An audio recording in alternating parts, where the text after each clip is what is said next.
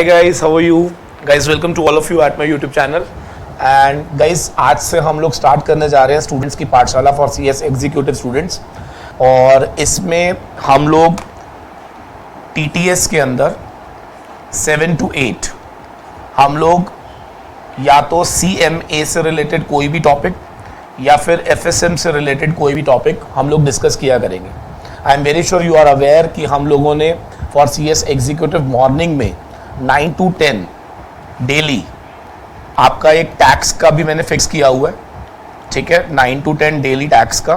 तो जो लोग फर्स्ट ग्रुप में है वो 9 to 10 मॉर्निंग में डेली टैक्स की क्लास ले सकते हैं, और जो लोग ग्रुप 2 दे रहे हैं उनका फिलहाल मैंने TTS फिक्स किया 7 to 8, बट बहुत जल्द इसको भी मैं 7 डेज इन अ वीक कर दूंगा, जिसमें से हम 3 डेज CMA और 3 डेज FSM इस तरह से डिवाइड कर देंगे। क्लियर है? ठीक है सर। तो फिलहाल बस 2-3 दिन के लिए ये TTS है, उसके बाद I will make it on daily basis. ठीक है जी, ठीक है सर। तो गाइस, ये जो मैं सीरीज स्टार्ट करने जा रहा हूँ, इसके अंदर मैं जितने भी बड़े बड़े चैप्टर्स हैं वो सारे चैप्टर्स मैं आपके साथ डिस्कस करूँगा, बट मैं आप लोगों से बस एक कमिटमेंट मांगता हूँ। और वो कमिटमेंट क्या है कि क्लास जब खत्म हो जाती है तो उसके बाद अगर मैं कोई क्वेश्चंस आपसे रेज करता हूँ तो प्लीज़ उसके आंसर्स आप मुझे जरूर दीजिएगा, तब जाके मुझे लगेगा that you people are serious about these classes, and then definitely I will work hard for you people, right? चलिए, तो आज का जो चैप्टर हम लोग स्टार्ट करने जा रहे हैं that is marginal costing. Very interesting chapter, very very interesting chapter. जब आप इस चैप्टर को पूरा पढ़ लोगे तो आप लोगों को एक्चुअल में समझ आएगा कि ये चैप्टर में आपको क्या क्या पूछा जाएगा। क्लियर है? ठीक है सर। और मैं बार बार बोल रहा हूँ, क्लास के एंड में कुछ क्वेश्चंस मैं आपसे पूछूंगा, आई वॉन्ट देयर आंसर्स, और अगर आप दे देते हैं तो फिर मुझे बहुत अच्छा लगेगा कि yes you people are watching the class till end. ठीक है जी, चलिए स्टार्ट करते हैं। चलिए, ऊपर हेडिंग डालेंगे जरा, मार्जिनल कॉस्टिंग। मार्जिनल कॉस्टिंग, बातें नहीं अच्छे प्लीज।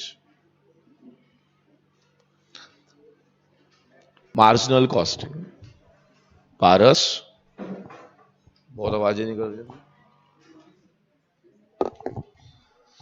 हाँ जी, देखिए ये जो चैप्टर हमने पढ़ा था मार्जिनल कॉस्टिंग, इसमें आप लोगों को सबसे पहले तो ये समझाया गया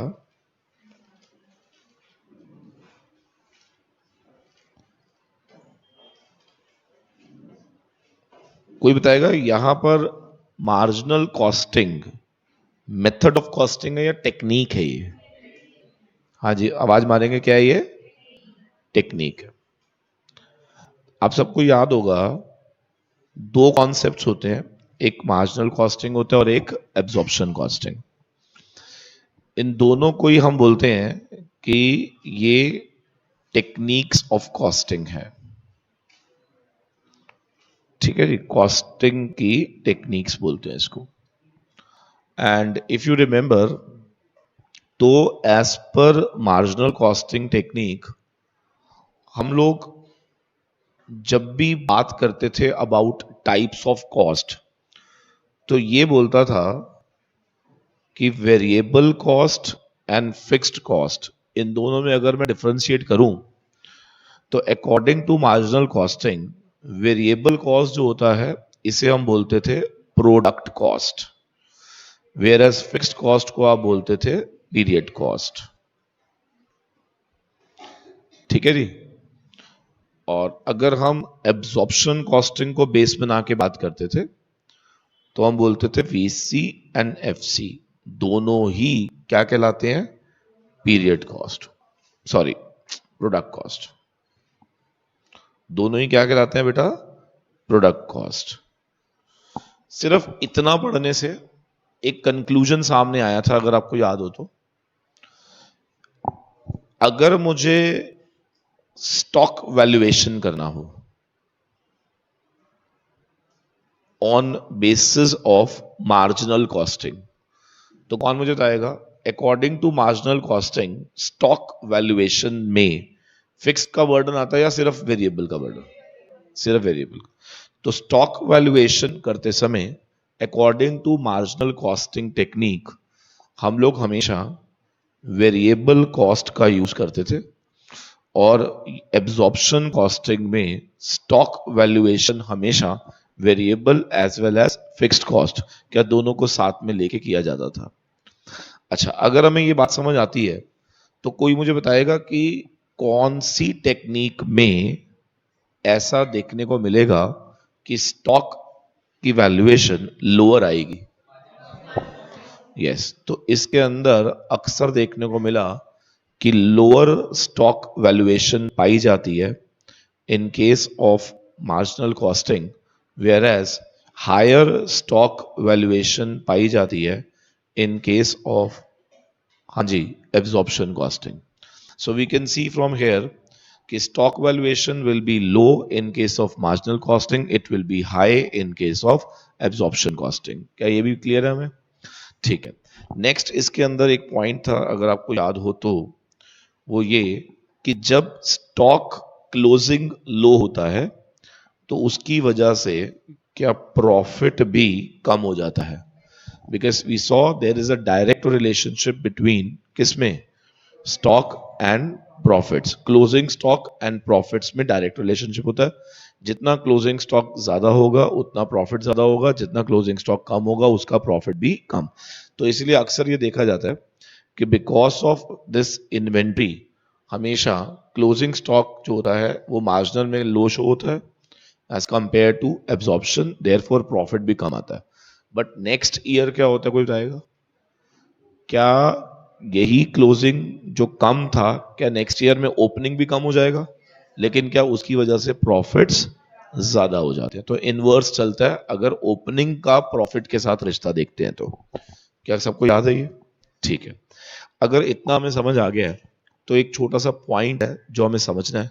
अगर आप आंसर दे देंगे तो ये समझ लो अपना क्लियर हो जाएगा। ठीक है, लिखिए जरा, लिखेंगे जरा, एक छोटा सा एग्जाम्पल लिख रहा हूं।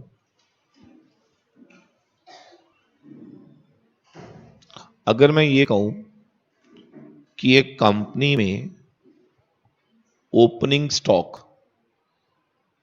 20,000 यूनिट्स दिया हुआ है, 20,000 यूनिट्स दिया हुआ है, एंड क्लोजिंग स्टॉक 25,000 यूनिट्स दिया हुआ है। ठीक है जी, ओपनिंग स्टॉक 20 दिया हुआ है, क्लोजिंग स्टॉक 25 दिया हुआ है। और अगर मैं कहूं कि फिक्स्ड कॉस्ट पर यूनिट 10 रुपए दी हुई है, फिक्स्ड कॉस्ट पर यूनिट 10 रुपए दी हुई है, आपको बस ये बताना है कि in which technique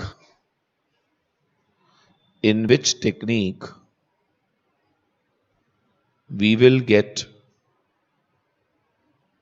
higher profits।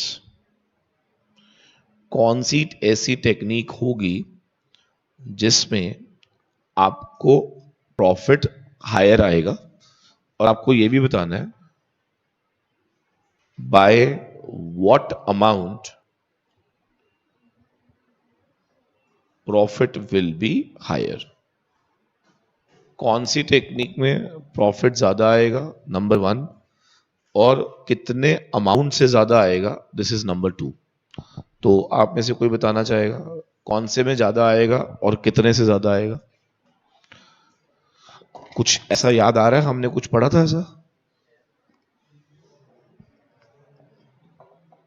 नहीं याद आया? आपको याद करो, मैं इसमें क्या बोलता था, चेंज इन स्टॉक देखा करो। सारे बोलो, क्या देखते हैं हम? अगर चेंज इन स्टॉक राइज कर रहा है, चेंज इन स्टॉक, तो 110% एब्जॉर्प्शन में ज्यादा आएगा। चेंज इन स्टॉक अगर पॉजिटिव है तो एब्जॉर्प्शन का प्रॉफिट ज्यादा आता है। क्या मेरा पॉइंट क्लियर है? तो यहां पे लिखेंगे जरा, सिंस चेंज इन स्टॉक जो है इज हायर, या सॉरी इज पॉजिटिव लिखो आप, change in stock is positive, it implies profit in absorption costing technique will be higher। ध्यान रखना है बच्चे, अगर चेंज इन स्टॉक पॉजिटिव होता है तो याद रखो एब्जॉर्प्शन कॉस्टिंग में प्रॉफिट ज्यादा आता है। ठीक है जी। अब क्वेश्चन आ रहा है कितने से ज्यादा आएगा, कोई बता सकता हो? Very good. तो यहां पे लिखेंगे क्वांटम ऑफ प्रॉफिट या इंक्रीज इन प्रॉफिट का फॉर्मूला अगर आपको याद हो तो हमने लिखा था change in stock into FC per unit. ठीक है जी, change in stock into FC per unit. तो यहां पे चेंज कितना है बेटे? 5,000 और एफसी पर यूनिट कितना है? 10। तो 50,000 से we will see absorption costing में we will get higher profits. क्या सबको क्लियर है या नहीं? बोलो बेटा, ये पॉइंट सबको समझ आता है? नहीं समझ आता? आता है? बोलो, नहीं समझ आता? अच्छा, इसको रटना नहीं होता, इसका मैंने आपको लॉजिक बताया हुआ है। इधर आप देखेंगे जैसे सारे, मुझे एक बात बताओ, जैसे हम पी एंड एल बनाते हैं, पी एंड एल बनाते हैं, मान लो इसमें हाइपोथेटिकल ले रहा हूं मैं, वीसी 2 रुपए है, एफसी कितनी है? 10 रुपए। वीसी 2 है और एफसी कितनी है? 10 रुपए। अगर मैं सपोज करो मार्जिनल कॉस्टिंग फॉलो करूं और अगर मैं एब्जॉर्प्शन कॉस्टिंग फॉलो करूं, तो दोनों में डिफरेंस क्या आएगा? ध्यान से देखो। यहां पे आप ओपनिंग स्टॉक लिखोगे 20,000 इंटू 2 रुपए, क्योंकि मार्जिनल कॉस्टिंग तो कहता है मैं वैल्यू किस पे करूंगा? वीसी पे। और यहां पे आप लिखोगे 25,000 इंटू 2 रुपए, तो यहां वैल्यू आएगी 40, यहां वैल्यू कितनी आएगी? 50। और अगर मैं कह रहा हूं क्वेश्चन में कुछ भी ना हो, तो क्या एज पर मार्जिनल कॉस्टिंग टेक्निक क्या प्रॉफिट 10,000 आएगा? मैं कह रहा हूं कुछ भी नहीं है क्वेश्चन में, कोई इंफॉर्मेशन है ही नहीं, और तो भी क्या एज पर मार्जिनल कॉस्टिंग मेरा net profit will B 10,000? On the contrary, यही सेम क्वेश्चन जब हम किससे करेंगे? एब्जॉर्प्शन से। तो कौन बताएगा? ओपनिंग स्टॉक क्या 20,000 इंटू 12 करोगे आप, यानी कि 240, और यहाँ पे 25,000 इंटू 12 करोगे यानी कि 3 लाख। क्या यहाँ नेट प्रॉफिट 60,000 आएगा? आएगा ना? बोलो। तो what you can see now, क्या एब्जॉर्प्शन कॉस्टिंग में प्रॉफिट हायर आया? कितने से हायर आया? तो क्या हमने इसको बिना करे ऐसे ही कर लिया? बोलो। तो आपने बस 2 बातें याद रखनी है, मार्जिनल कॉस्टिंग और एब्जॉर्प्शन कॉस्टिंग में जब भी कोई पूछता है प्रॉफिट हायर कहां आया और कितना आया, तो आप याद रखो चेंज इन स्टॉक चेक कर लो बस। अच्छा, कौन जाएगा? अगर इसमें क्वेश्चन में उल्टा होता, चेंज इन स्टॉक नेगेटिव होता, तो तो फिर मार्जिनल कॉस्टिंग का प्रॉफिट हाई आता, कितने से?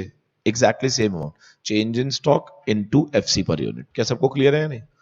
बोलो। तो ये मेरा पहला concept, I am very sure इस पर एमसीक्यू आने के चांसेस पूरे पूरे हैं, ध्यान रखना। क्लियर है नहीं? वो आपको क्या करेगा, समझ आ गया? वो आपको नंबर ऑफ यूनिट ओपनिंग देगा, नंबर ऑफ यूनिट क्लोजिंग देगा, एफसी पर यूनिट देगा। आपसे वो 2 सवाल पूछेगा, पहला बताओ किसका प्रॉफिट ज्यादा आएगा, फिर वो पूछेगा कितने से ज्यादा आएगा।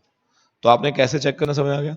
आपने देखना है कि चेंज इन स्टॉक जो हो रहा है वो पॉजिटिव है या नेगेटिव।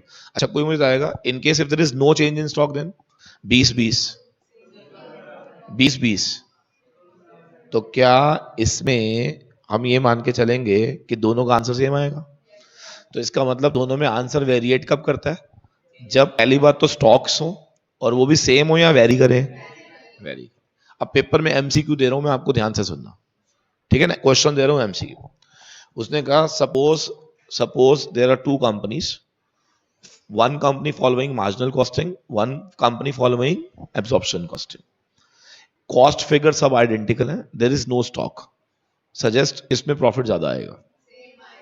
सेम आएगा, स्टॉक है ही नहीं। अच्छा, ओपनिंग भी 20 है, क्लोजिंग भी 20 है, बताओ किसमें ज्यादा आएगा?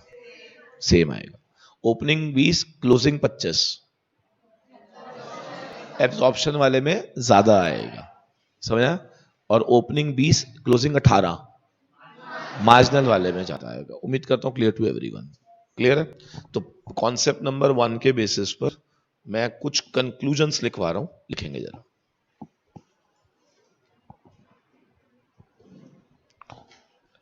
लिखेंगे जरा, difference in profits due to different techniques, that is marginal costing technique, absorption costing technique. Difference in profits due to different techniques, that is marginal costing and absorption costing, will be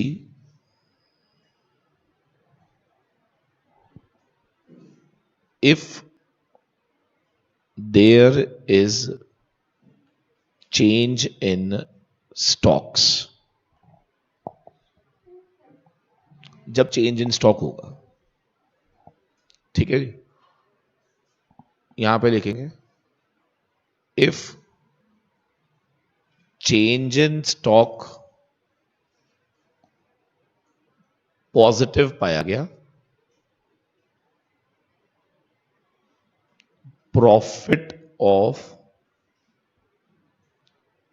absorption costing will be higher by, कितने से higher होगा बताओ, change in stock into FC per unit, fix cost per unit. लेकिन अगर change in stock negative पाया जाता है, profit of marginal costing will be higher. कितने से होगा, change in stock into FC per unit. Formula वही होगा, ध्यान रखना, ठीक है बेटा।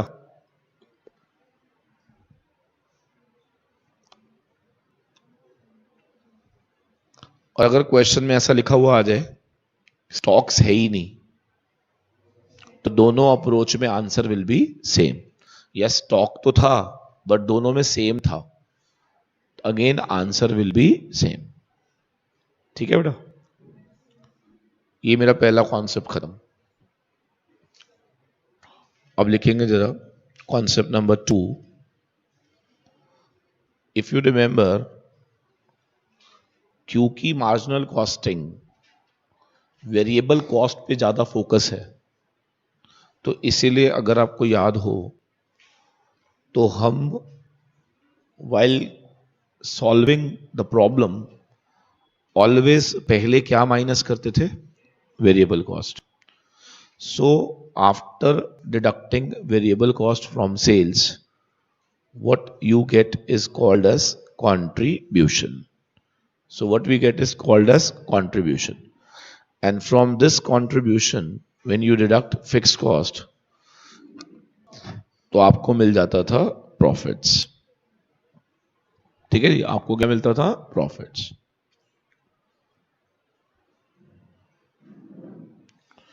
अब on the basis of this, if you remember, तो हम लोगों ने एक प्रॉफिट वॉल्यूम रेशियो कॉन्सेप्ट पढ़ा था।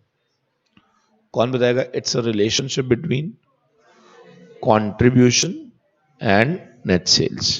कहते हैं कंट्रीब्यूशन और नेट सेल्स, इनका जो रिलेशन होता है उसको हम लोगों ने नाम दिया था प्रॉफिट वॉल्यूम रेशियो,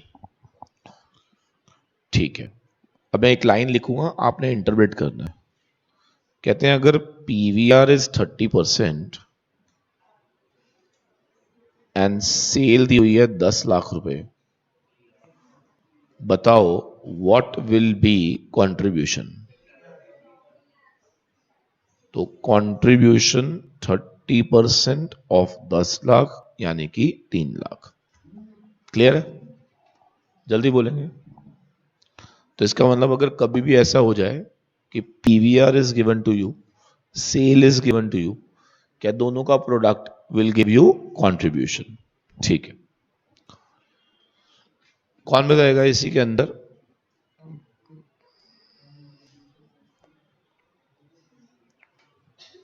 कुछ एक दो बातें आपसे पूछूंगा, जरा सोच के बताना।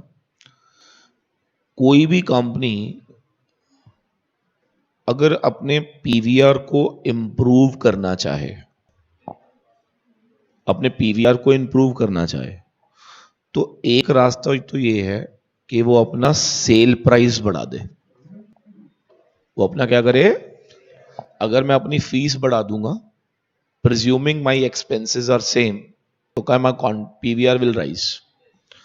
और अगर सेल नहीं बढ़ा सकते तो क्या वीसी घटा दो। अगर मैं वेरिएबल कॉस्ट घटा दूंगा तो डेफिनेटली इस सिचुएशन में क्या मेरा पीवीआर अपने आप बढ़ जाएगा? बोलो बेटा। तो पीवीआर बढ़ाने के दो रास्ते हैं, या तो सेलिंग प्राइस बढ़ाओ, और अगर वो नहीं बढ़ सकती तो अपनी वेरिएबल कॉस्ट को नीचे गिराओ। अगर आप दोनों में से कोई भी ऑप्ट करते हैं तो डेफिनेटली तुम्हारी पीवीआर जो है वो इंप्रूव हो सकती है। क्लियर है? ठीक है।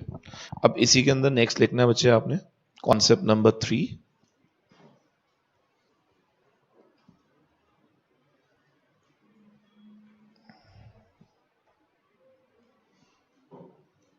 Break even analysis. हम सबको याद होगा ब्रेक इवन एनालिसिस का मतलब सेल्स वेयर प्रॉफिट जो है दैट इज जीरो। एक ऐसी सेल्स जहां पर प्रॉफिट की वैल्यू क्या होती है? जीरो।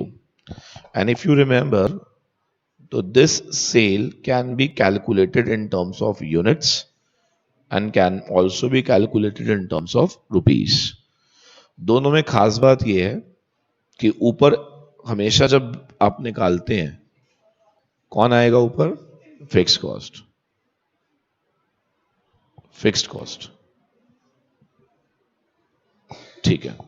और किसी को याद हो नीचे क्या आता था? क्वांट्री पर यूनिट, और यहां पर पीवीआर।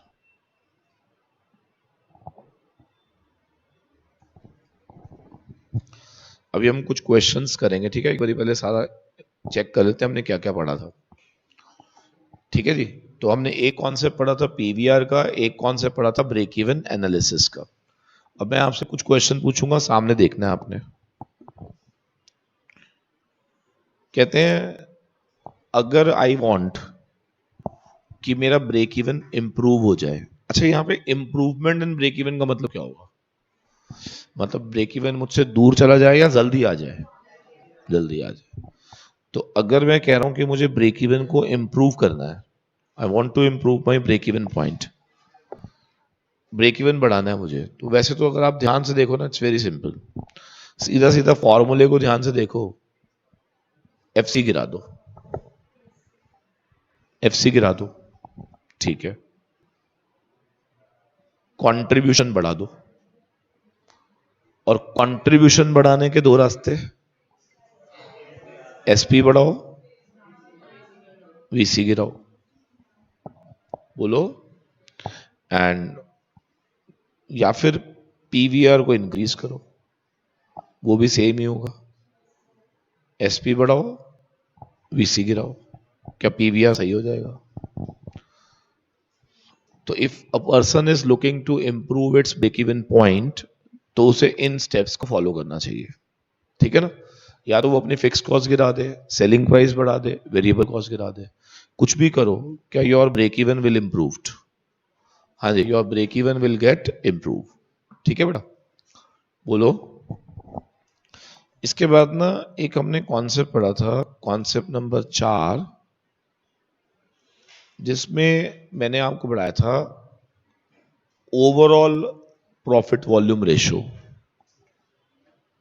लिखिए overall PVR, overall profit volume ratio. ये क्या होता था?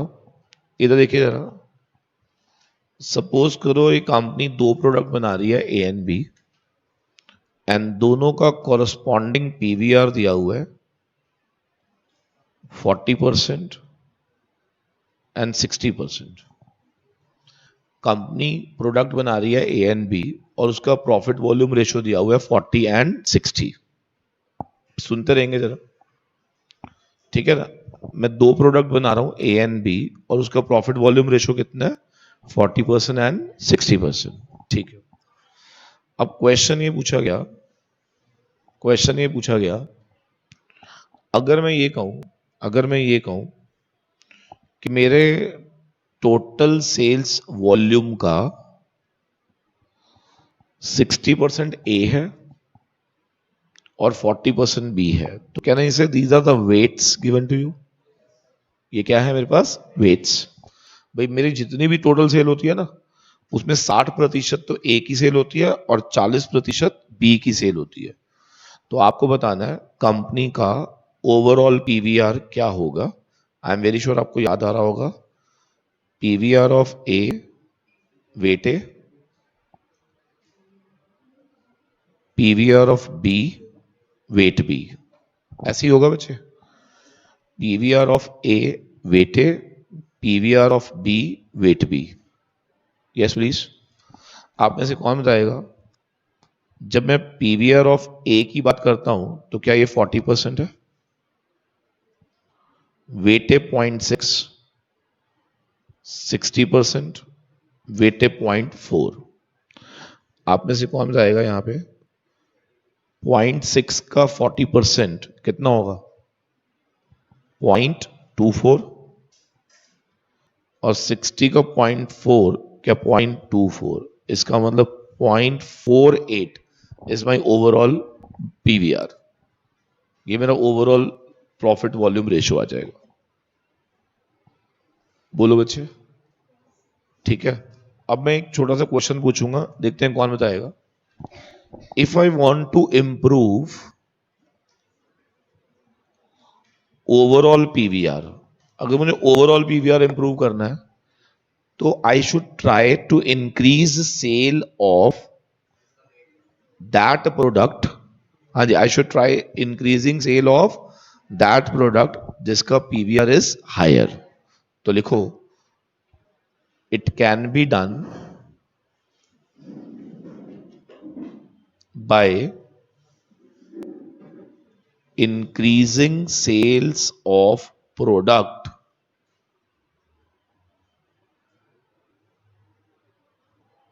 with higher PVR।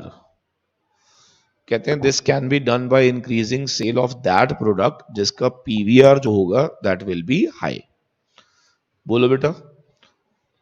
हाँ जी, this can be done by increasing sale of that product जिसका PVR will be high.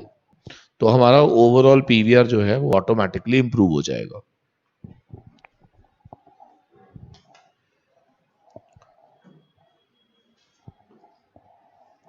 Concept number 5 लिखेंगे जरा।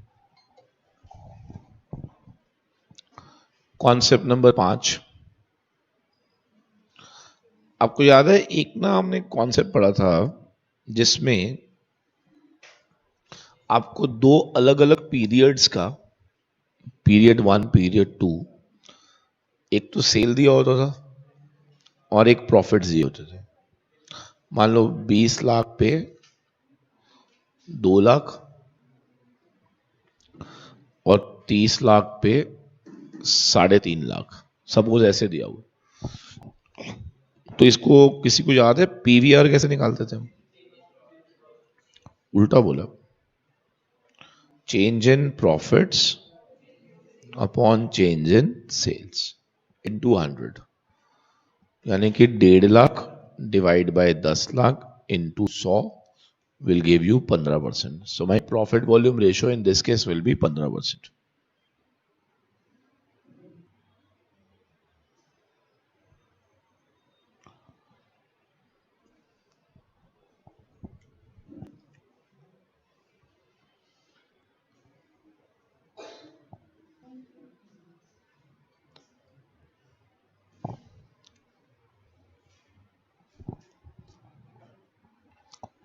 इसके बेसिस पे ना जितने अभी तक हमने 5 कॉन्सेप्ट करे, एक क्वेश्चन ले लेते हैं, ठीक है। ट्राई टू फाइंड आउट कि हमें हो रहा है नहीं हो रहा। लिखिए जरा question.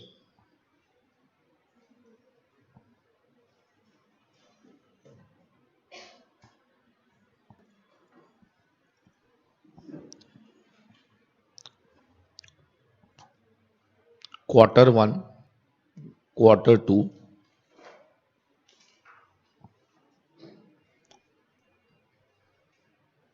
Sales profit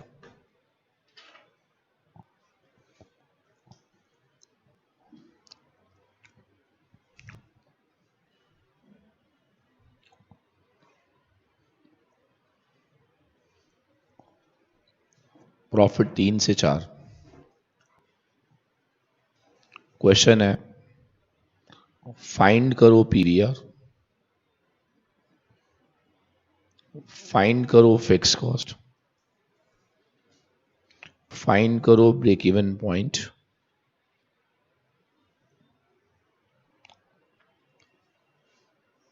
if sale increase by 10%,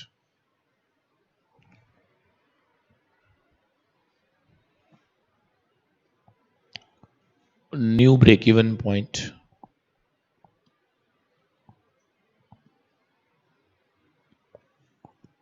what will be profits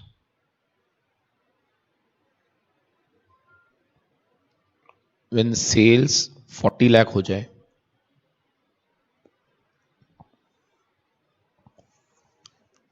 अगर आपने ये आंसर दे दिया इसका मतलब यहां तक सारे कॉन्सेप्ट क्लियर है। हाँ जी, हुआ बेटा आपसे?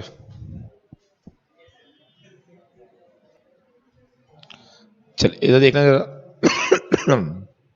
स्टेप नंबर 1 में पीवीआर निकलेगा, change in profits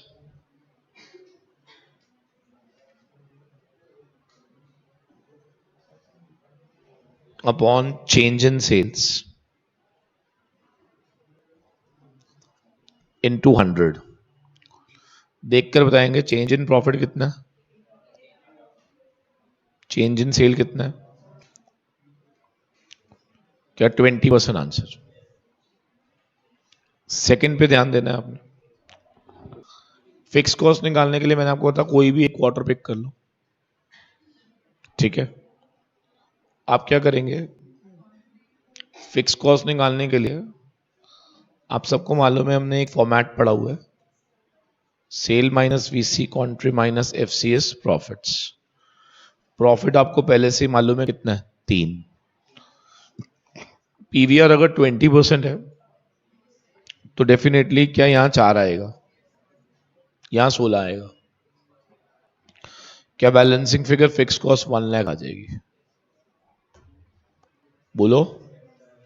fix cost निकालने के लिए मैंने कहा था कोई एक क्वार्टर पिक कर लो, आंसर सेम आएगा। आप क्वार्टर 2 पिक करेंगे तो भी you will get the same answer. तीसरा कॉन्सेप्ट हमें कहता है कि कंप्यूट करेंगे आप break even point. I hope so that's very simple. So break even point निकालने के लिए एफसी अपॉन पीवीआर हम यूज करते हैं। क्वेश्चन में एफसी गिवन है मुझे कितनी, पीवीआर 0.20, तो it will be your 5 lakh. तो इसका मतलब अगर हम 5 लाख के तक की सेल करें तो we will attain our break even point, ठीक है बेटा। तीसरा के बाद चौथा क्वेश्चन कहता है कि अगर सेल बढ़ा दी जाए बाय 10% तो नया ब्रेक इवन क्या होगा। अच्छा वैसे कोई बिना छुए बता सकते हो, अगर सेल बढ़ जाती है तो इसका इम्प्लीकेशन ब्रेक इवन ऊपर नीचे क्या होगा। आपको क्वेश्चन समझ आया मेरा क्या? If your sale increases by 10%, what will be your new break even point?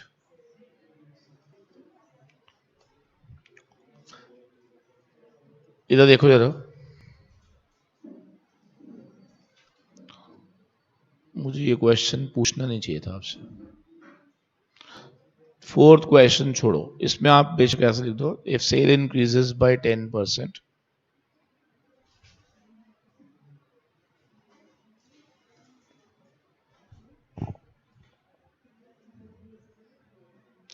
over 25 lakhs, what will be profits? ठीक है, उसको इग्नोर कर देना। अच्छा ये तो प्रॉफिट कितना होगा अगर मेरी सेल 40 हो, ये हो गया होगा आपसे। सेल अगर मेरी 40 हो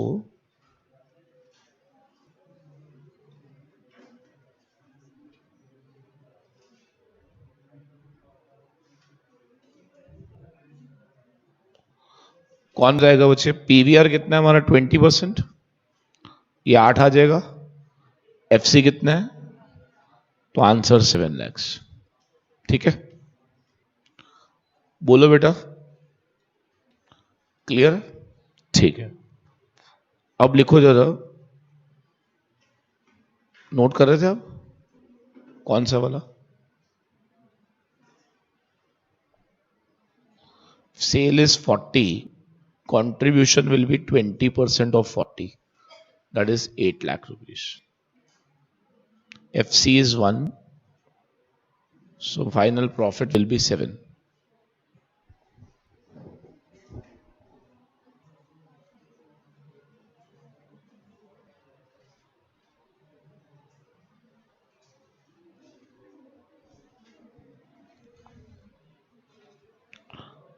चलिए लिखो जरा एक बार ऊपर हेडिंग डालो।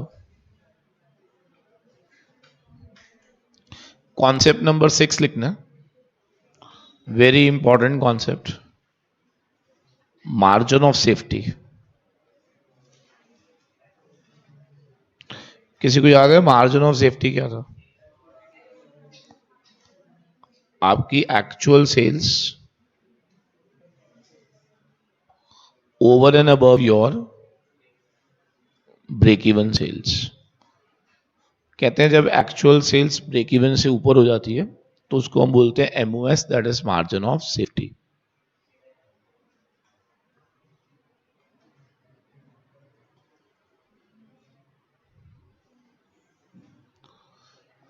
अब ना इसके अंदर हमने बड़े सारे फॉर्मूलेस पढ़े थे, देखो कैसे पढ़े थे। एक्चुअल सेल और ब्रेक इवन सेल में डिफरेंस क्या होता है? अगर मैं कंट्रीब्यूशन अपॉन पीवीआर करूंगा तो आई गेट एक्चुअल सेल्स, अगर मैं एफसी अपॉन पीवीआर करूंगा तो I get break even sales. If you remember तो हमने पढ़ा था दोनों में पीवीआर कॉमन है, कंट्रीब्यूशन माइनस एफसी, तो can I call it as profits upon PVR. तो हमने ये पढ़ा था MOS is nothing but profit of divide by PVR, पढ़ा था ऐसा? अच्छा, किसी को याद है हमने एमओएस को इन परसेंटेज भी पढ़ा था? Yes, 1 minus break even point. So अगर बीईपी दिया हुआ है 60% तो एमओएस विल बी 40%। बोलो बेटा, बढ़ो फटाफट से, ठीक है?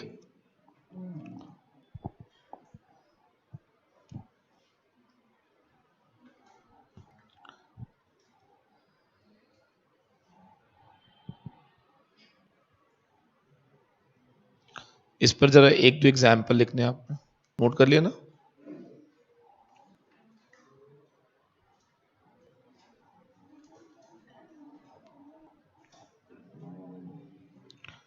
करें, लिखिए क्वेश्चन नंबर 1, अगर ब्रेक इवन पॉइंट 40% है, व्हाट विल बी एमओएस? ये मेरा पहला क्वेश्चन। दूसरा क्वेश्चन, प्रॉफिट दिया हुआ है 2 लाख, पीवीआर दिया हुआ है 0.2, व्हाट विल बी एमओएस? तीसरा क्वेश्चन,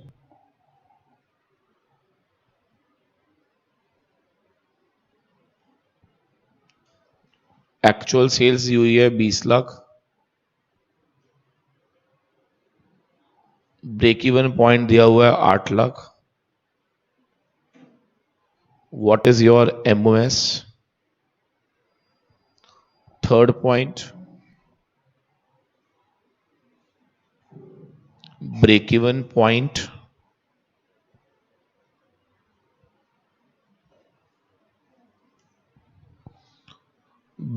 पॉइंट दिया हुआ है 8 लाख रुपए, एफसी दी हुई है 4 लाख रुपए,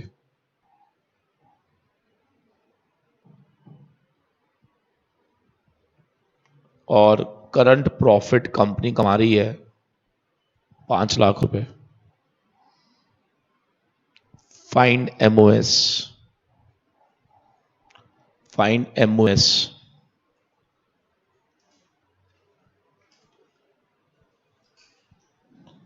पांचवा क्वेश्चन, कंपनी की एक्चुअल सेल्स 20 लाख है,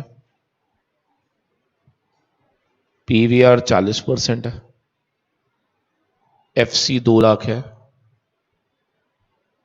फाइंड MOS। 5 प्रश्न है, पांचों में आपको क्या निकालना है बच्चे? MOS। करिए फटाफट से।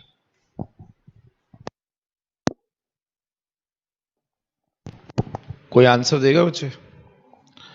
ब्रेक इवन पॉइंट 40% है, बताओ MOS कितना होगा? पहला आंसर। प्रॉफिट 2 लाख, PVR 0.2, बताओ MOS कितना होगा? Sale 10, BEP 8, margin of safety कितना? ठीक है। इस क्वेश्चन को कैसे करेंगे, फोर्थ वाले को?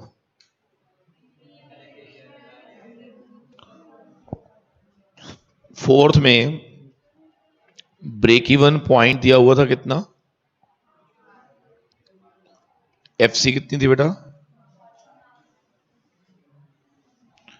एंड मेरे प्रॉफिट्स कितने हैं? अब देख के बताओ जरा मुझे इसको। इन दोनों के बेसिस पर क्या FC upon PVR break even होता है?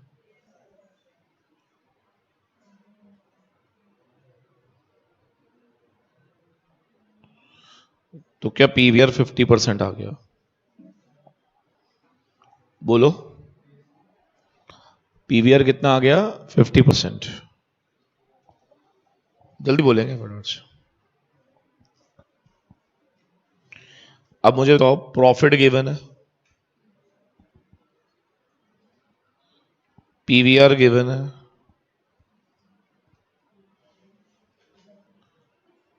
₹10 लाख MOS आ गया। बोलो, फिफ्थ पॉइंट पे किसी ने देखा क्या किया हमने? एक्चुअल सेल्स कितना था? 20। PVR अगर 40 है तो क्या कंट्रीब्यूशन 80 लाख आ जाएगा ना? 8 लाख। FC कितनी है? 2।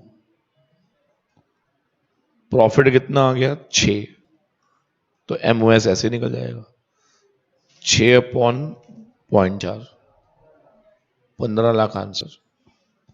दूसरा तरीका क्या था? ब्रेक इवन निकाल लो, FC अपॉन PVR दोनों का डिफरेंस ले लो। बोलो, ये हमने पढ़ा था MOS। बोलो, अब लिखो how to improve MOS। How to improve MOS।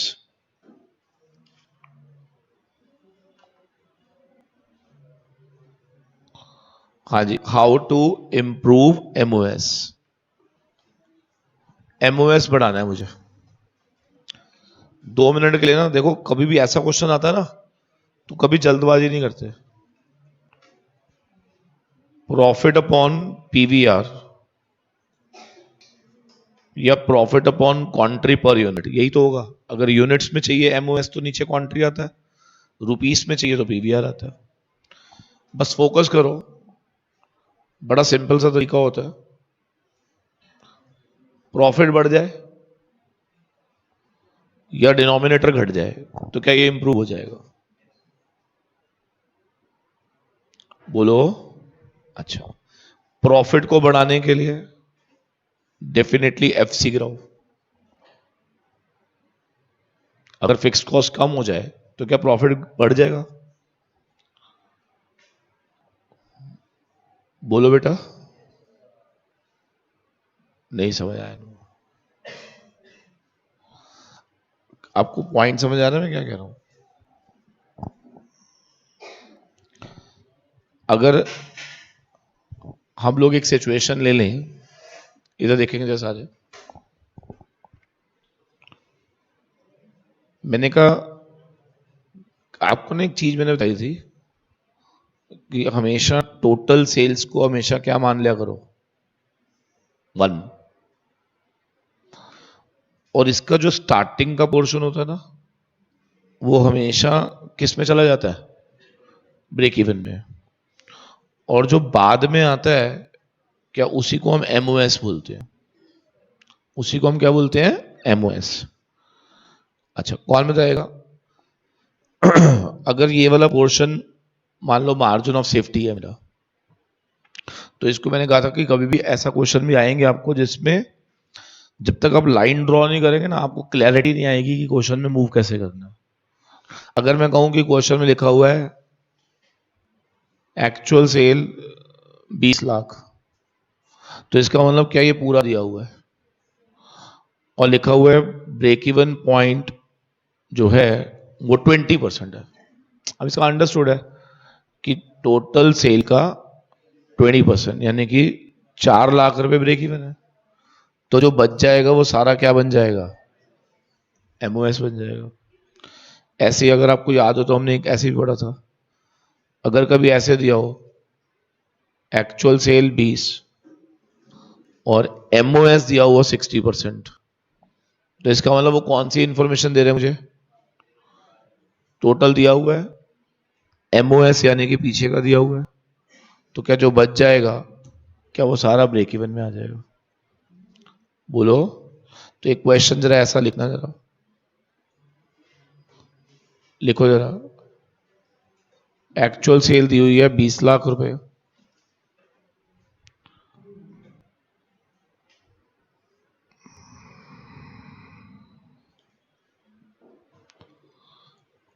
MOS दिया हुआ है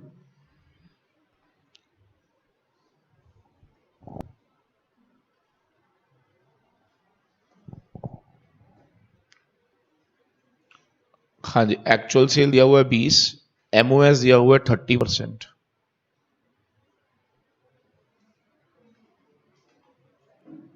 पता लगाओ कंपनी का प्रॉफिट कितना है, कंपनी का प्रॉफिट कितना है?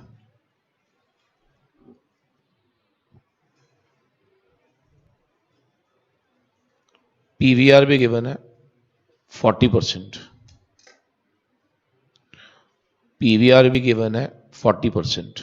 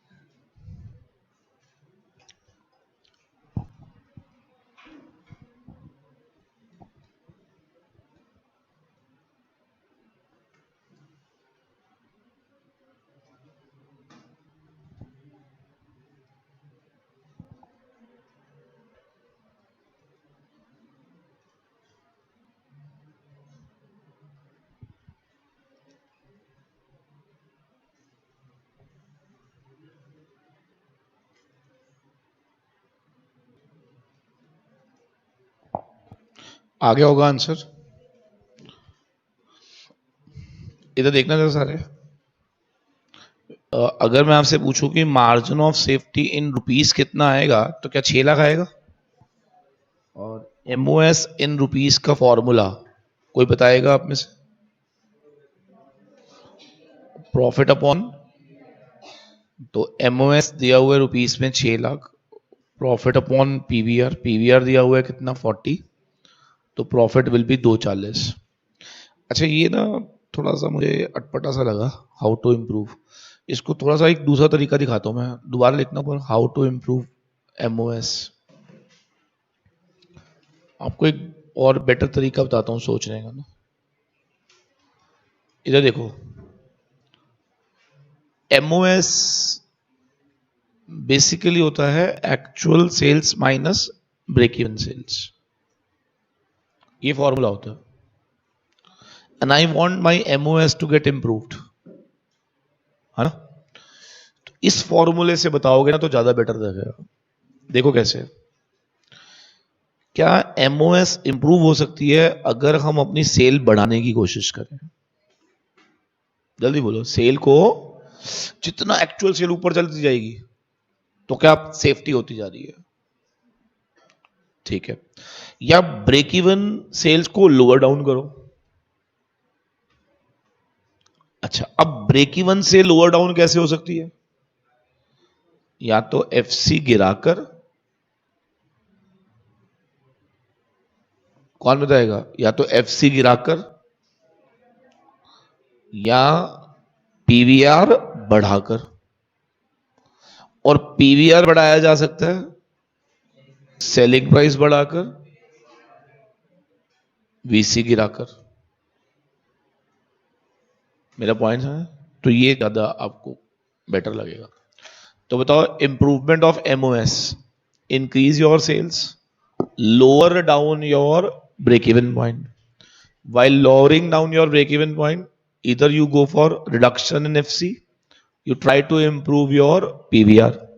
For improvement of PVR, either you increase your sale price or decrease your contribution, yes, variable cost. क्या सबको क्लियर है? नहीं बोलो। तो अगर आप इनमें से कुछ भी करोगे ना, तो your MOS by default will get improve. बोलो बेटा, आपको ना ये वाले क्वेश्चन बहुत आएंगे। इंप्रूवमेंट ऑफ पीवीआर के लिए क्या करना है, इंप्रूवमेंट ऑफ ब्रेक इवन के लिए क्या करना है, इंप्रूवमेंट ऑफ एमओएस के लिए। क्योंकि आपको मैं बताऊं, ये आंसर आप तभी दे पाओगे जब आपको कॉन्सेप्ट क्लैरिटी है, नहीं तो आप दे ही नहीं सकते। तो इसमें आंसर लर्न तो कर नहीं सकता आदमी, फॉर्मूला दिमाग में रखते हुए ही के पॉइंट्स बनाए जा सकते हैं। क्लियर है या नहीं? Yes please. तो improvement of PVR, improvement of break even point and improvement of MOS, lock करें इसको। चलिए, ऊपर एक हेडिंग डालनी थी हमने। नेक्स्ट कॉन्सेप्ट लिखना है बच्चे हमने, कॉन्सेप्ट नंबर 7।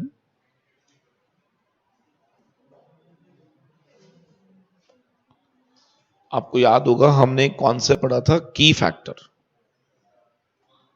हाँ जी, याद है बच्चे? कॉन्सेप्ट का नाम क्या था?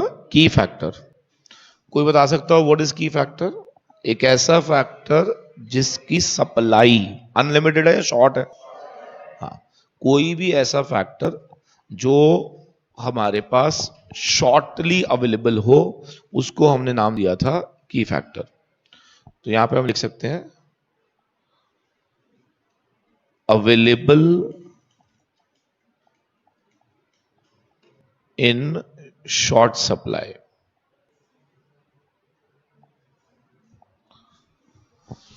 एनीथिंग जिसकी अवेलेबिलिटी कम है इन कंपैरिजन टू रिक्वायरमेंट। चाहिए ज्यादा है कम।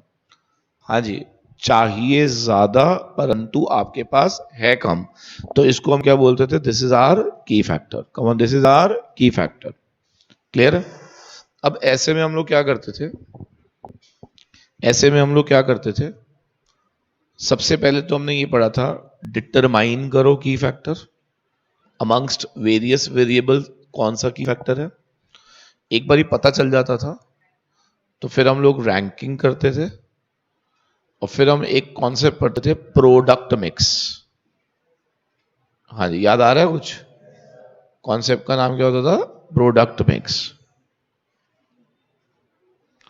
पहला कॉन्सेप्ट था डिटरमाइन करो, रैंक करो, प्रोडक्ट मिक्स निकालो। 3 कॉन्सेप्ट हमने पढ़े थे, याद हो? एक क्वेश्चन करेंगे हम, उसमें तीनों कॉन्सेप्ट को इंट्रोड्यूस कर देंगे। लिखो जरा,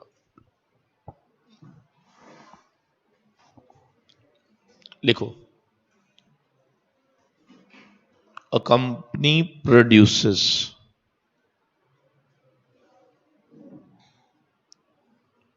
3 articles A, B, C। एक कंपनी 3 आर्टिकल्स बना रही है, article a, article B, article सी। ठीक है जी, 3 आर्टिकल बना रहे हैं हम लोग। From given information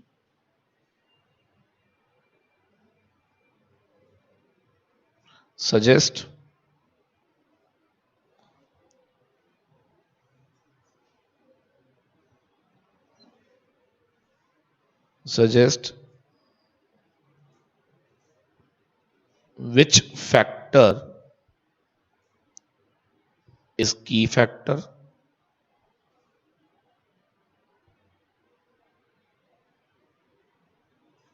rank products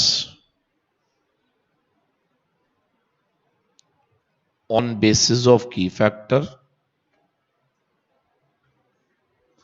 ranking करेंगे,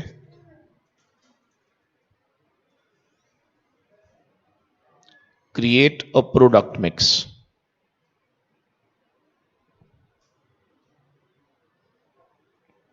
on basis of product mix,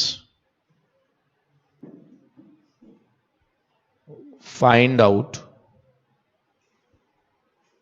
profits, पता लगाओ प्रॉफिट कितना आएगा। पहले पता लगाओ कौन सा फैक्टर की फैक्टर है, फिर उनका रैंकिंग करो, प्रोडक्ट मिक्स क्रिएट करो and using product mix find the profits. ठीक है जी। अब मैं डाटा दे रहा हूं आपको। ये 3 प्रोडक्ट कौन कौन से हैं लिखो, A B C. Selling price दिया हुआ है 100, 80 एंड 60। वेरिएबल कॉस्ट में दिया हुआ है लेबर, मटेरियल, ओवरहेड्स,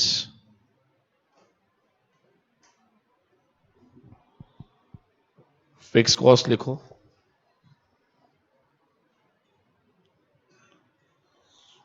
ठीक है, लेबर दी हुई है 10 रुपए पर आवर, 15 रुपए पर यूनिट, 10 रुपए per unit.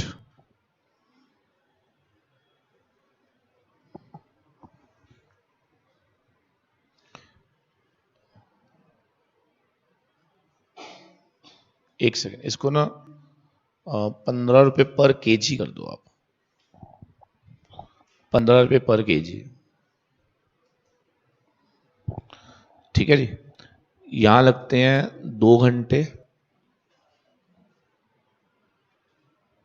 3 kilo,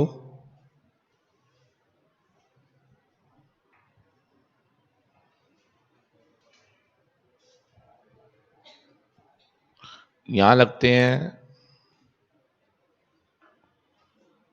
1.5 hours, 2 KG.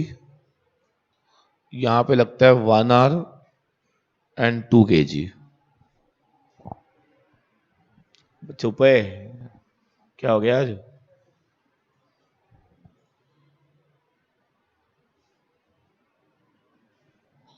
ये एफसी दी हुई है 20, 30, 50। इनकी डिमांड दी हुई है, मार्केट में ए की डिमांड है 20,000 यूनिट्स, इसकी डिमांड है 10,000 यूनिट्स और इसकी डिमांड है 20,000 यूनिट्स।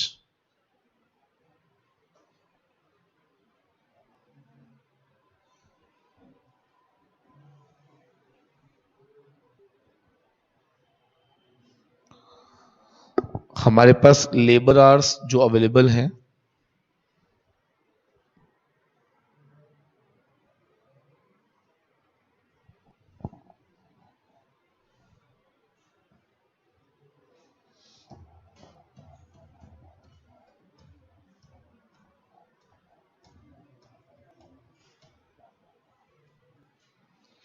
$60,000 आवर्स, और अपने पास मटेरियल इस समय अवेलेबल है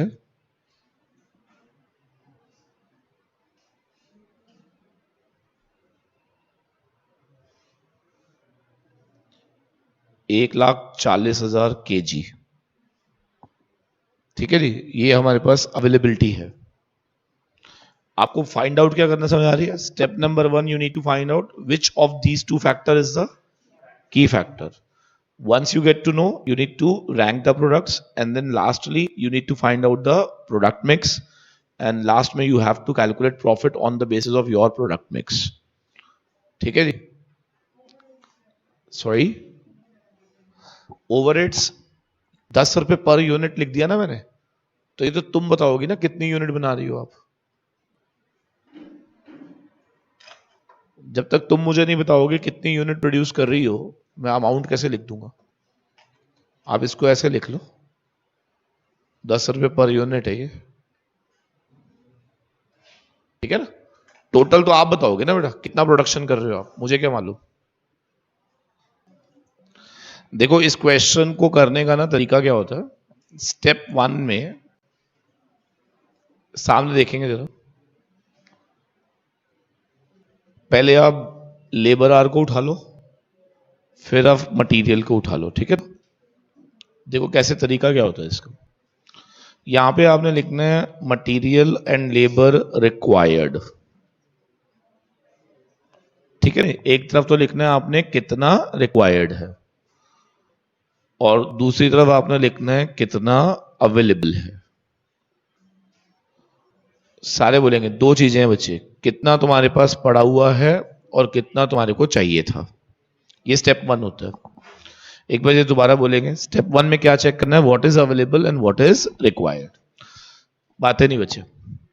रिक्वायरमेंट की अगर मैं बात करूं तो कौन मुझे बताएगा, यहां 2 घंटे चाहिए और 20,000 यूनिट है, तो 2 घंटे इंटू 20 40, 1.5 इंटू 10 15, 1 इंटू 20, तो कितना हो गया, पहले वाले में 40, दूसरे वाले में 15 और तीसरे वाले में 20, तो क्या 75,000 आवर्स रिक्वायर्ड है। क्या यहां तक क्लियर है। अब मेरा क्वेश्चन है कि तुम्हारे पास अवेलेबल कितना है ये बताओ। 60,000 आवर्स अवेलेबल है।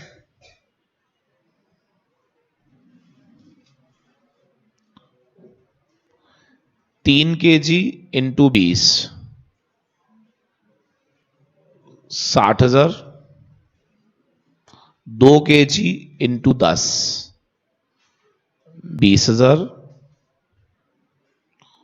2 kg इंटू 20 40,000, 1,20,000 kg। ठीक है जी, चूचू मत करो यार, एक तो तुम पता नहीं क्या बोले जा रहे हो।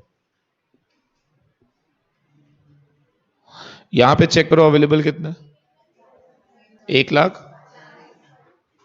तो कौन मुझे बताएगा यहां पे आपके सबसे की फैक्टर कौन है यहां पे। हाँ जी, तो पहला आंसर आ गया, labour are is the key factor. ठीक है, जिसकी अवेलेबिलिटी कम होती है in comparison to your requirement, वो की फैक्टर बन जाता है। तो यहां पे बहुत क्लियर है, मटेरियल तो बहुत पड़ा हुआ है तो there is no problem, but definitely labour कम है, तो क्या लेबर बिकम्स माई की फैक्टर। अगर आपको याद हो स्टेप नंबर 2 में हम क्या करते थे, जब हमें पता चल गया कि labour is the key factor, तो क्या हम कंट्रीब्यूशन पर आर निकालते थे। बट उसके लिए आपको पहले contribution per unit divide by number of hours per unit, क्या ये करना पड़ता था। तो इन एनी केस क्या पहले कंट्री पर यूनिट निकालना पड़ेगा। बोलो, आप में से कौन बताएगा, कंट्री पर यूनिट निकालने के लिए हमने selling price per unit, VC per unit में, वीसी पर यूनिट में क्या पहले हम निकालेंगे लेबर पर आर या labour per unit. Yes, material भी पर यूनिट, ओवरहेड भी पर यूनिट, क्या कंट्रीब्यूशन पर यूनिट आ जाएगा। बोलो बेटा, सेलिंग प्राइस कितना है, ए का 100, इसका 80 और सी का 60। आप में से कोई बता सकता है लेबर पर यूनिट कितना होगा। देखो 1 घंटे में कितने रुपए मिल रही है, और हम आर कितना यूज कर रहे हैं 2, तो क्या 20 रुपए लगेंगे। यहां 15, यहां 10, तो 20 15 10। मटेरियल पे आना जरा, 45 30 30,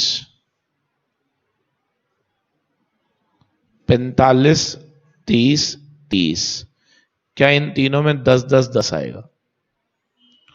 बोलो बेटा, 100 में से 75 लेस कर दो, 25, 80 में से माइनस कर दो 55, 25, और यहां पे बचता है 10। सबको समझ आती है बेटा? अच्छा, अब नंबर ऑफ लेबर आवर्स की बात करें तो यहां पे कितने घंटे हैं? 2, यहां पे 1.5 और यहां पे 1। तो कौन बताएगा मुझे?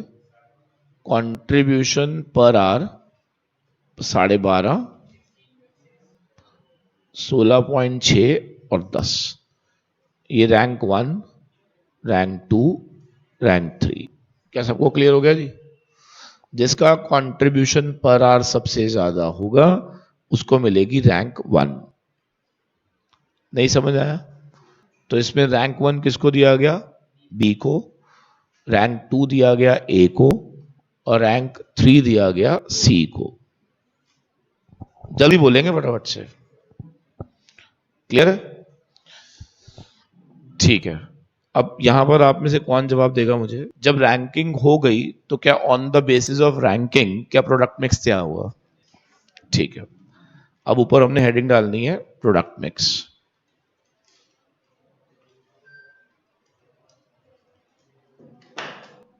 प्रोडक्ट मिक्स सामने देखना है। आप ये कह रहे हो कि हम पहले बी बनाएंगे, मैंने कहा बना लो भैया। अब यहां पे देखो कैसे करना है। अवेलेबल आवर्स कोई बताएगा कितने हैं? कितने? 60,000 मेरे पास आवर्स अवेलेबल है। 60,000 आवर्स मेरे पास अवेलेबल है। इसमें से करूंगा मैं माइनस। सबसे पहले बताओ किसको प्रोड्यूस करेंगे हम? हाँ जी, तो हम यहां पे लिखेंगे labour hours required to produce B. B बनाने में कितने लेबर घंटे लगेंगे? आराम से था ना। बी की मैक्सिमम डिमांड कितनी है? और एक यूनिट बनाने में 1.5, तो 10,000 इंटू 1.5,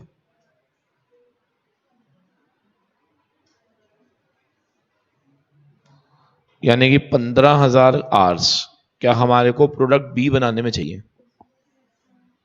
बोलो बेटा, कौन बताएगा इसके बाद रैंक 2 किसकी है बेटा? अब इसको 2 घंटे चाहिए। यहां पे आप बता सकते हैं कि यूनिट कितनी है बेटा इसकी? 20। तो अगर मैं इसकी सारी यूनिट भी बना दूं, देखो अवेलेबल 45 आ रहा था ना, तो क्या 40 घंटे पूरे यूज हो सकते हैं? Still we are left with 5 घंटे आवर्स। 5,000 आवर्स बच गए। अब इन्हें आप कहां यूज करेंगे ये बता दो।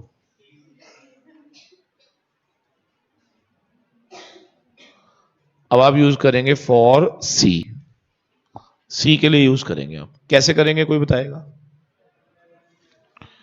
सी के लिए कैसे यूज करेंगे? एनीबॉडी?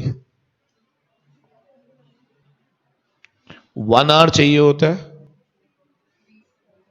एक आर बनाने के लिए, 1 यूनिट, या you can say 1 unit require 1 hour, या if you have 1 hour you can produce 1 unit. So if I have 5,000 hours, I can produce 5,000 units. So can you tell me what is product mix? A की पूरी बनेगी, B की 10, C की 5। So इतना हम लोग production करेंगे। ये हमारा प्रोडक्ट मिक्स आ गया। अब कोई बताएगा प्रॉफिट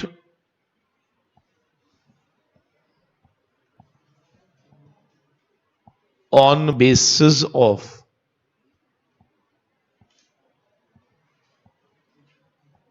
प्रोडक्ट मिक्स क्या होगा?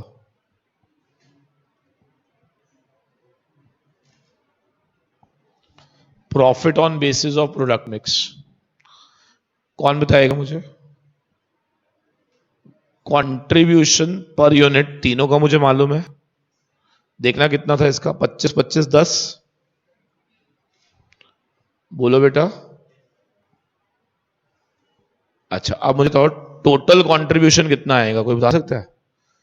20,000 इंटू 25, 5 लाख।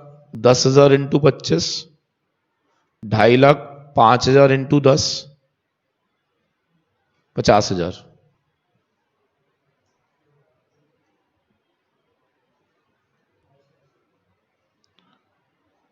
टोटल कंट्रीब्यूशन आ गया 8 लाख। माइनस फिक्स्ड कॉस्ट आप चेक करिए कितना आ रहा है।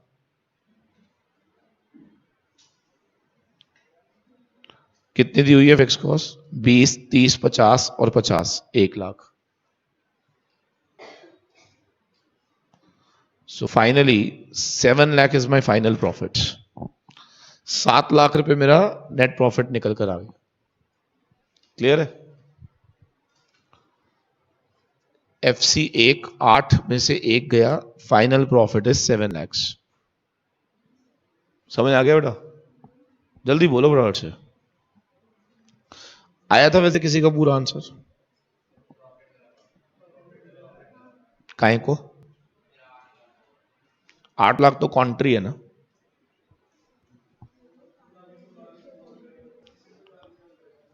पच्चीस इंटू क्यों?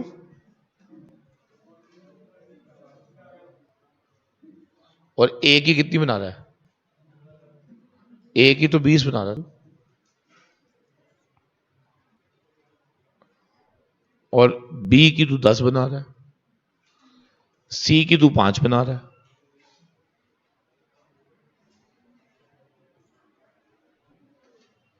वैसे आपको रिकॉल हो गया है वैसे? 3 स्टेप्स में पहला स्टेप कौन सा होता है? पहले वेरीफाई करो कि की फैक्टर है भी या नहीं। अगर है तो रैंक करो, रैंकिंग के बाद प्रोडक्ट मिक्स के बाद प्रॉफिट्स। क्वेश्चन दो एक और करोगे? करिए जरा।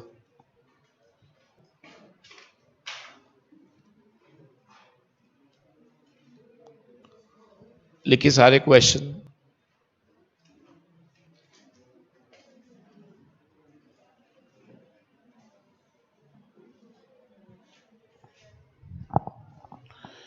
A company produces 3 products.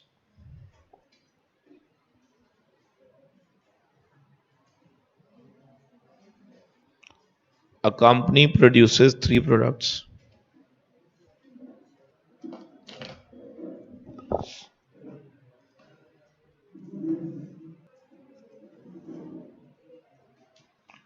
From given information,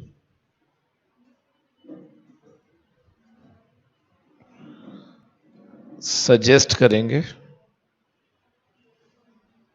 optimum product mix. बताइए इसमें ऑप्टिमम प्रोडक्ट मिक्स क्या होगा?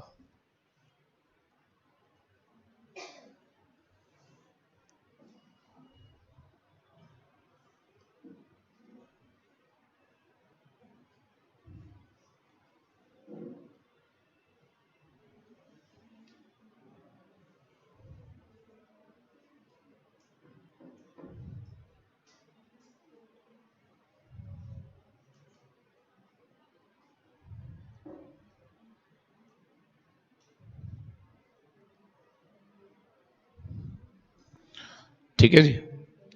अब यहां पे लिखना है आपने, डिमांड दिया हुआ है, इसका 10,000, इसका 15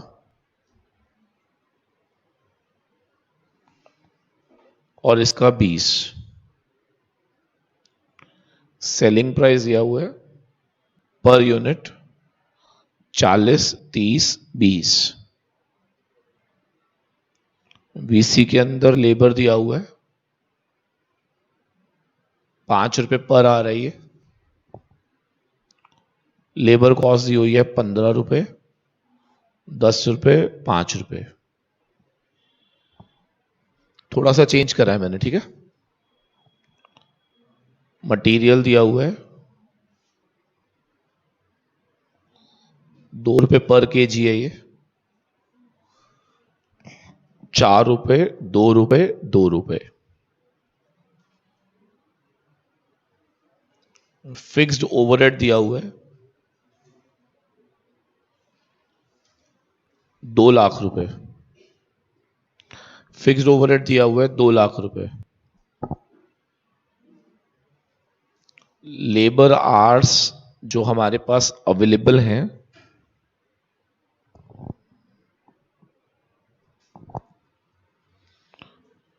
वो है 50,000 आवर्स।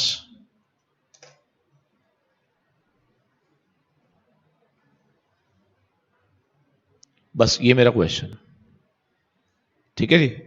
आपको बताना है ऑप्टिमम प्रोडक्ट मिक्स क्या है और उस पर प्रॉफिट क्या आएगा। जल्दी करिएगा प्लीज। अगर आपका सही है,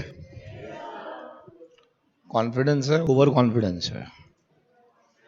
चलो पहले मुझे बताओ क्या यहां पर लेबर की फैक्टर है या नहीं है।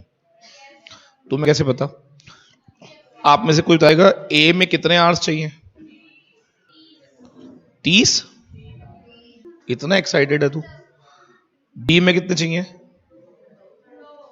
2। और सी में। क्या ये सबको पहले समझ आया।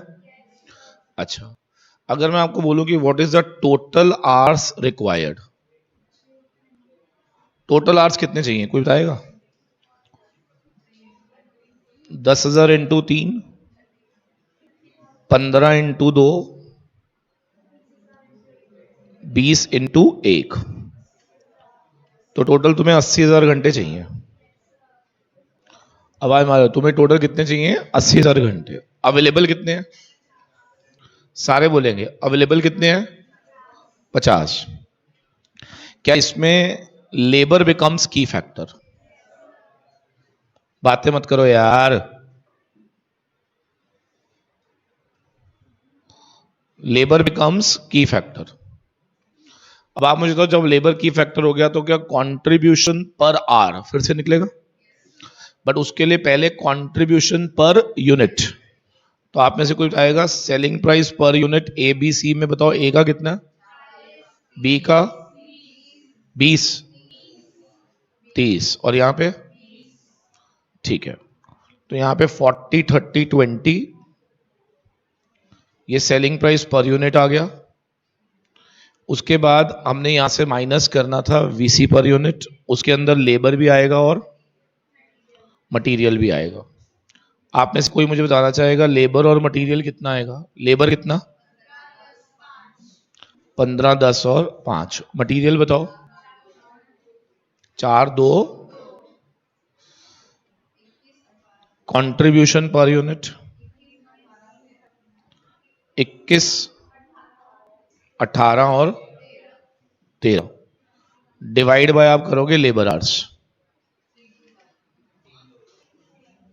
मुझे बताओ क्या यहां पे कंट्रीब्यूशन पर आवर कितना आया। तो बताओ इसको रैंक 1, इसको रैंक 2 और इसको रैंक 3 ऐसे ही करेंगे। आप में से कौन बताएगा अगर सी रैंक 1 है। आवाज मारो, सी इज रैंक 1। हाँ जी ऊपर देखो जरा। क्या यहां पर हम प्रोडक्ट मिक्स तैयार करेंगे।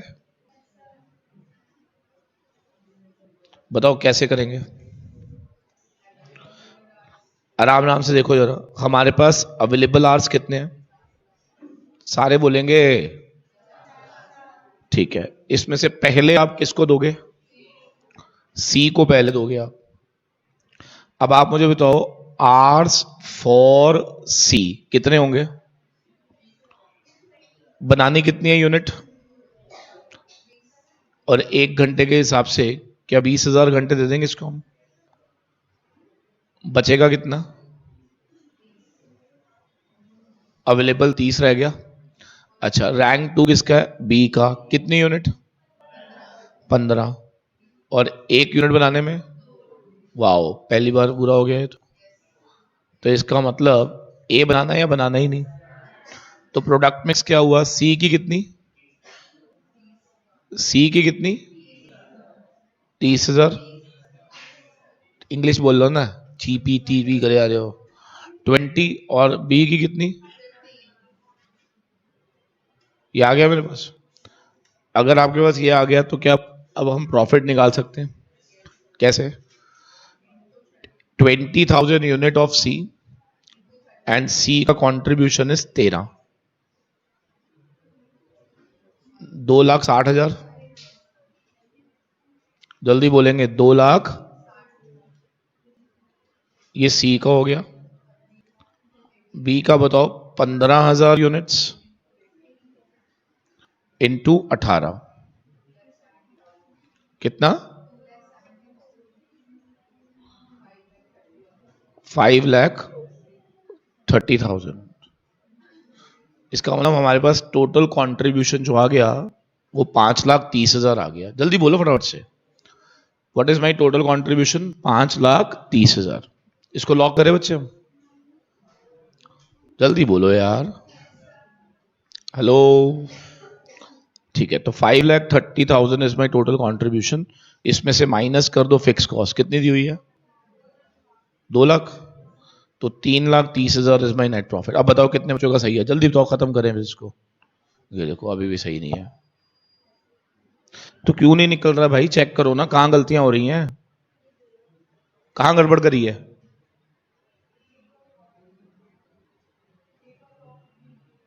हाँ, ए का इंक्लूड कर लिया किस खुशी में? जब हम बना ही नहीं रहे तो इसका मतलब प्रोडक्ट मिक्स भी गलत है। तो जब प्रोडक्ट मिक्स में ए बना ही नहीं रहे तो उसका प्रॉफिट क्यों आएगा? तुम्हारा चारों का ठीक है, अकेली का?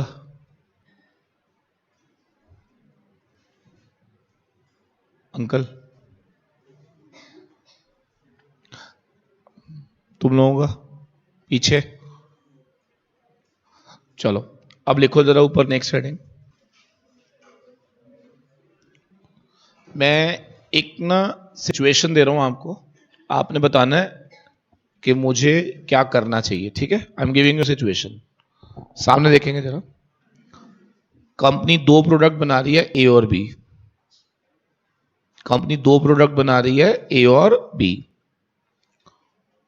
नंबर ऑफ यूनिट्स जो कंपनी प्रोड्यूस कर रही है, इसकी 10,000 और इसकी 15,000, ठीक है जी। सेलिंग प्राइस 10 रुपए, 20 रुपए। वेरिएबल कॉस्ट 8 रुपए और इसके अंदर 5 रुपए। फिक्स्ड कॉस्ट दिया हुआ है 40,000 और यहां दिया हुआ है फिक्स कॉस्ट 20,000, ठीक है जी। अब वो ये कह रहा है फाइंड एग्जिस्टिंग टोटल प्रॉफिट्स। फिर वो ये कह रहा है सेकेंड पार्ट में, इफ प्रोडक्शन ऑफ ए अगर डिसकंटिन्यूड हो जाती है, what shall be net profits. अगर हम ए को डिसकंटिन्यू कर देते हैं तो हमारा नेट प्रॉफिट क्या होगा? तीसरा कहता है सजेस्ट करो whether A should be discontinued और नॉट।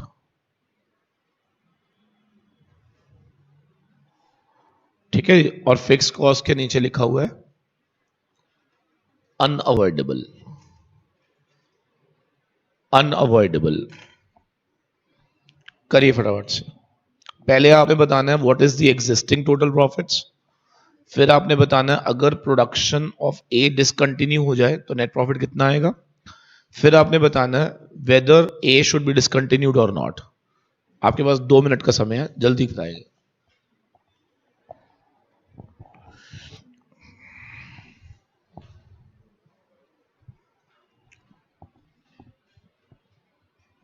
जल्दी।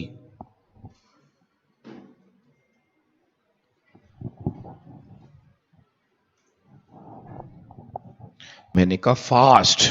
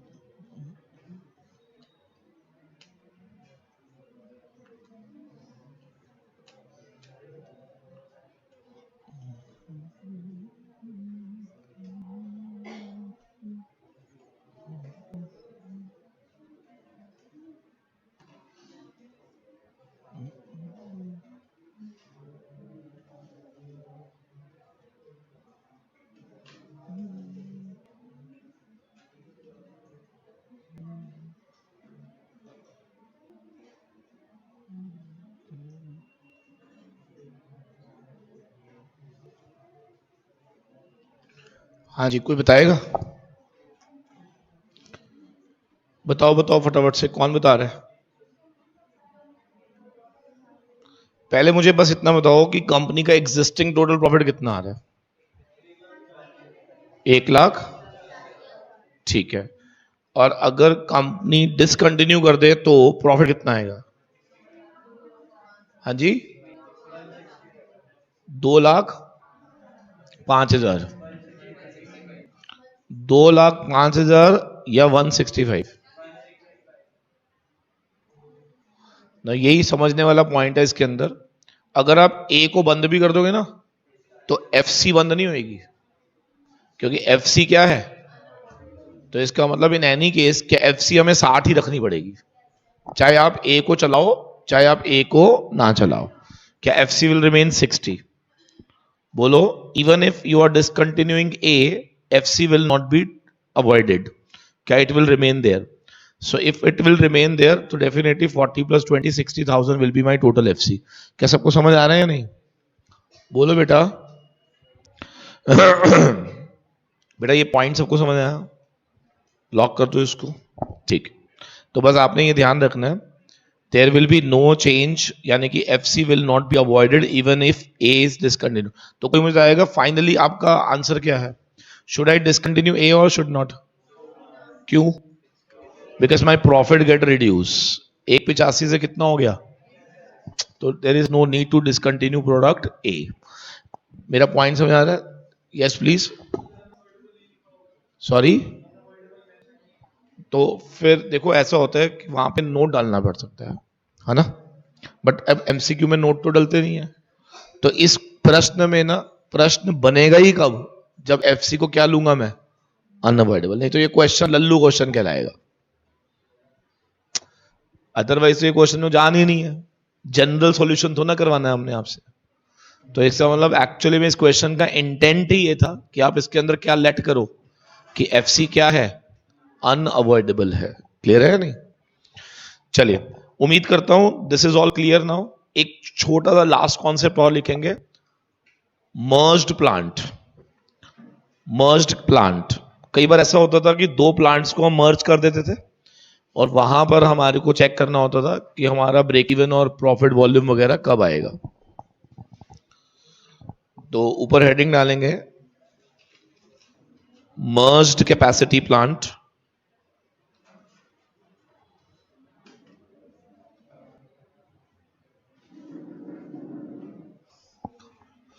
हाँ जी, सामने देखना सबने।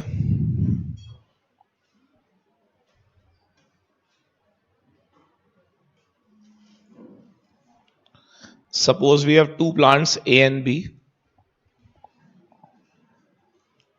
एंड इसमें हम लोगों को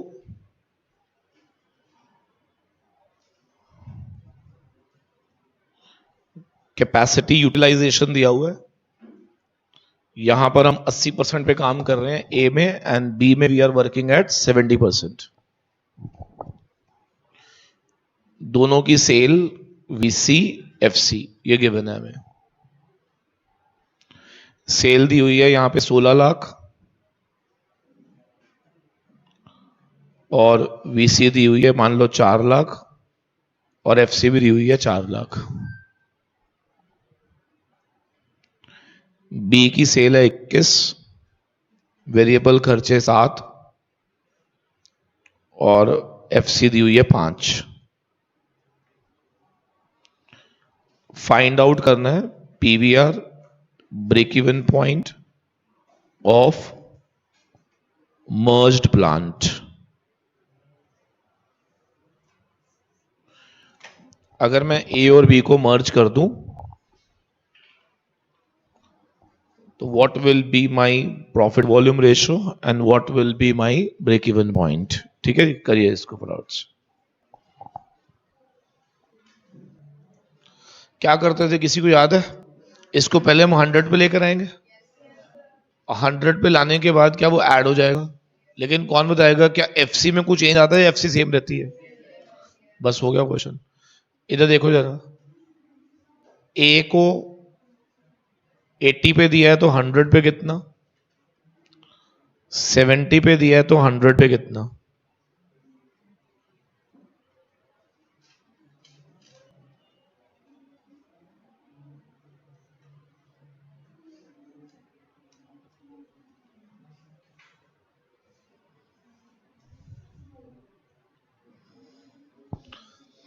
बताना जरा, सेल यहां पे कितना था? 8 4 4 ऐसे था ना, और यहां पे कितना था? 21।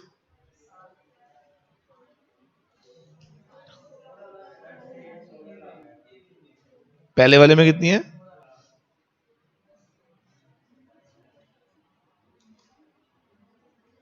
ये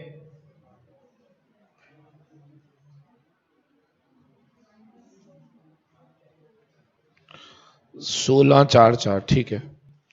और यहां पे कुछ जाएगा, एफसी कितनी है, कितना बचा? अब कौन मुझे जाएगा, दोनों को 100 पे लेकर आना है हमें। तो 16 एट 80 तो 100 पे कितना? 20। 4 लाख एट 80 तो 100 पे कितना? क्या यहां 15 आ जाएगा? अच्छा, एफसी में कोई चेंज नहीं। 21 एट 70 तो 100 पे कितना? 30। 7 एट 70 तो 100 पे कितना? 10। 14 एट 70 तो 100 पे कितना? 20। और ये 5 रहेगा। अब इस दोनों को कर दो मर्ज। 20 और 30 50, 5 और 10 15, 15 और 20 35, 4 और 5 9। ये हमारा मर्ज प्लांट आ गया। अब इसके बाद अगर उसने पूछा पीवीआर निकालो, तो contribution upon net sales into 100, 35 lakh divide by 50 lakh into 100, 70%. If somebody is asking you about break even point, FC upon PVR 9 lakh upon 0.70, 12,85,000, 12,85,714 will be my final break even point. क्या सबको क्लियर है? जल्दी बोलेंगे। सो BEP आ गया हमारे पास, profit volume ratio आ गया। जल्दी बोलना है फटाफट से। लॉक करें इसको, मैंने कहा लॉक कर दे। चलो, very good.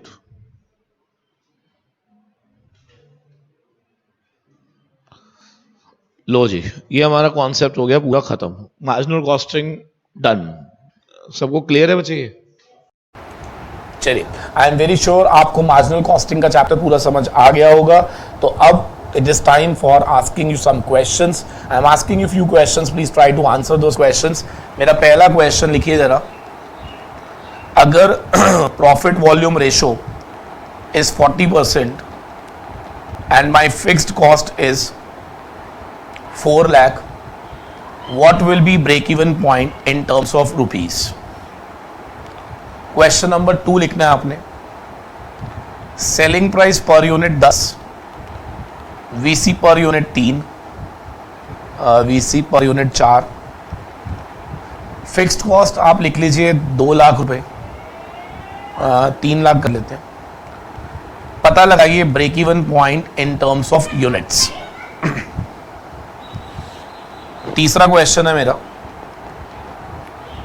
If selling price is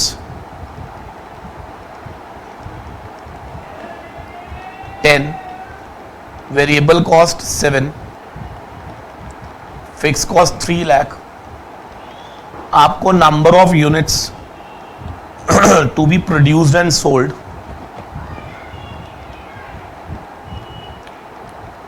to earn desired profit of rupees 2 lakh. आपको बताना है कितनी यूनिट्स बनाकर हम बेचें ताकि हमारा डिजायर्ड प्रॉफिट जो है वो 2 लाख रुपीस आ जाए. ठीक है बेटा? ठीक है सर. एक क्वेश्चन और लिख लीजिए. अगर मेरी एक्चुअल सेल्स 20 लाख है और मेरा ब्रेक इवन पॉइंट 24 लाख है, तो मेरा मार्जिन ऑफ सेफ्टी कितना होगा?